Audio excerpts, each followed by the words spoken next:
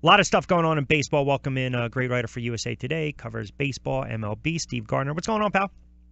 Hey, Rich. How are you? I'm doing very well. Always good to catch up with you. All right, we'll keep the Phillies on the back burner for a moment. Let's get into this Mets debacle mess, if you will. First of all, we actually had this conversation too several years ago and again last year, and I actually remember bringing it up, and Josh pointed out to me.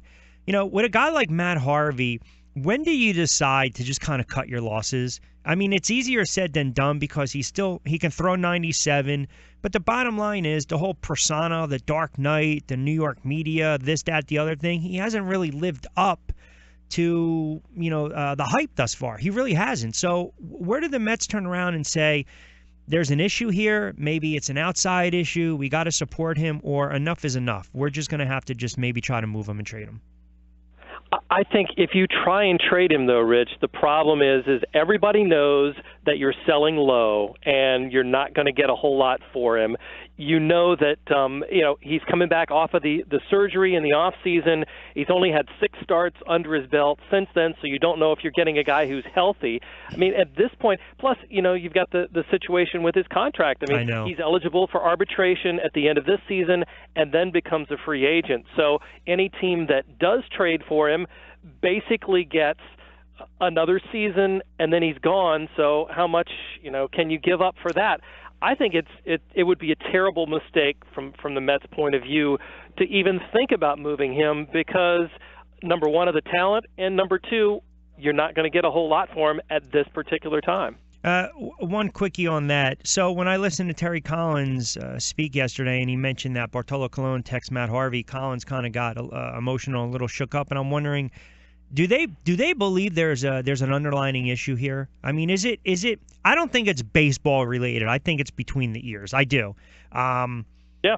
And I just think Collins. It's bad enough the season has played out as bad as it has thus far. It just seems in another month we'll have the Terry Collins watch conversation. But does he believe it's probably something that's in between the ears mental with Harvey?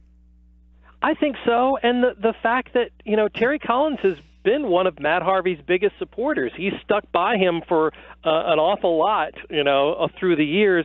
And I think part of it is, when the Mets were making their run to the World Series, Matt Harvey was only supposed to pitch 180 innings. Yep. And they leaned on him really hard, especially for a guy that was risking, his future paychecks. I mean, they weren't paying him hardly anything and still really aren't. And he was risking his future earnings for a chance to get the Mets a World Series championship. So I think there's a little bit of loyalty there as well, and the fact that he's very talented also helps. So I think in summation, I think maybe if there's something going on with Matt Harvey, emotionally or whatever else, the best thing the Mets can do is give him the support and continue to give him that kind of support because the payoff for them is big. And, if you risk hanging a guy out to dry when, just a little support from inside the organization, I think that's where the Mets have shown a lack of, if we can say, leadership from the front office, absolutely, inside the clubhouse, everywhere, a lack of direction.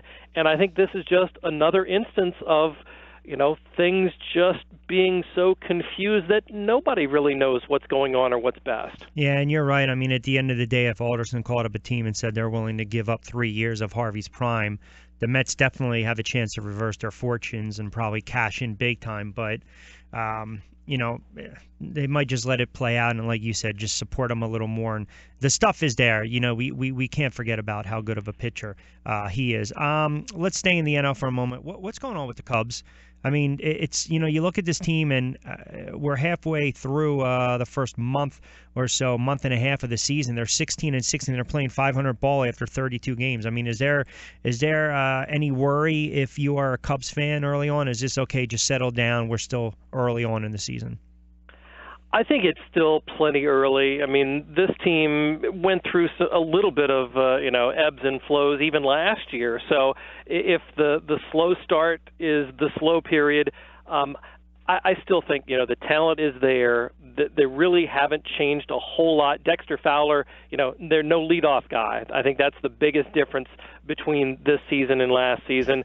And, the fact that they just haven't had their guys play good defense or as good a defense as they had last year. The pitching really hasn't come around, the starting pitching, as well as it has. And all of these factors, I think, are pretty soft. And the fact that we will see this Cubs team, because they're just too talented, come around here very soon. And the other part, the National League Central, not that strong. Yeah. So they can afford to flounder around a little bit, take some time to find themselves. And if they need to, the farm system is so deep, they can make a trade or two at the deadline like they did last year to get Aroldis Chapman to kind of put them over the top. So I think this Cubs team certainly is, while they're not playing up to their potential, certainly has plenty of potential in reserve to kind of kick it in later. All of a sudden, don't look now, the O's are red hot, 8 out of their last 10, 6 in a row. The Yankees are still right there, 21-10, even though they slipped up. They had won 6 of 7. I'm just curious, when you look at the Yankees and you look at the rotation and some of the young arms they have, some of their prospects, CC, to me, I think we're seeing the end of CC Sabathia. I think he'll give them that solid, good start here and there. But other than that, I wouldn't get too high on them. When you look at guys like Sheffield and Adams and some of their young arms that they have down there in the farm system, and you look at the other kid, Anderson, do you foresee a situation where if CC continues to struggle, I'm not going to say they demote him, but I don't know. What do you do with a guy like CC Sabathia if that's the case? Yeah, it's a tough question. I think maybe you skip a start here and there if you've got an off day or something along those lines, so he doesn't have to go out there every single fifth day. Tanaka has won his last 5 decisions. He's looked good. Michael Pineda always has, the great numbers and just seems to get hit, and give up a big inning. He seems like he's making some progress there. Luis Severino has been fantastic. So you start looking at the Yankees rotation a little bit closer from what we thought they had at the beginning of the season, and you look at it and say, wow, they're doing a little bit better than we thought they might be. Jordan Montgomery's come up and given them some decent starts. And the offense, I think that's the big thing, Rich, is that the offense has been so good, and they haven't really had all of their weapons together all at once. You just think about what this Yankees team can do now that Gary Sanchez is back and Didi Gregorius is back. What happens if Greg Bird starts to be that guy that we saw in spring training? All of a sudden, this is a top 5 offense, and they're kicking everybody on the putting up runs, and CC doesn't have to be as good. So you look at what the Yankees have accomplished.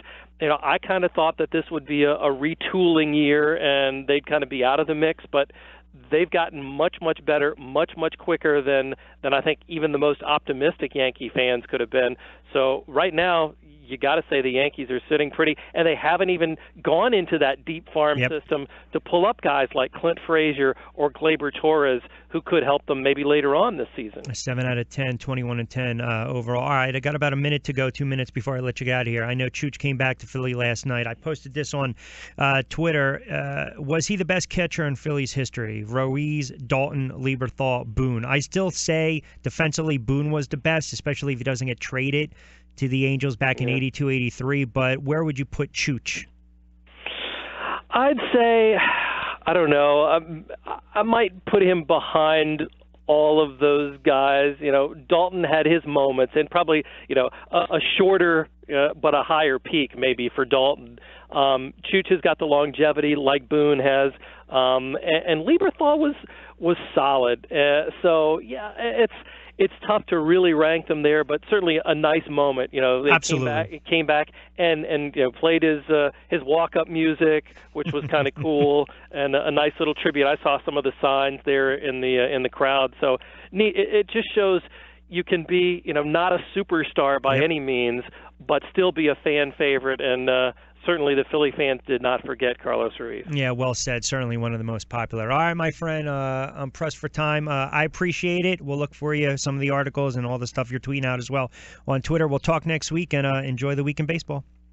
Thanks so much, Rich. Good to chat with you. We'll do it again. All right, you got it. Steve Gardner. Good stuff.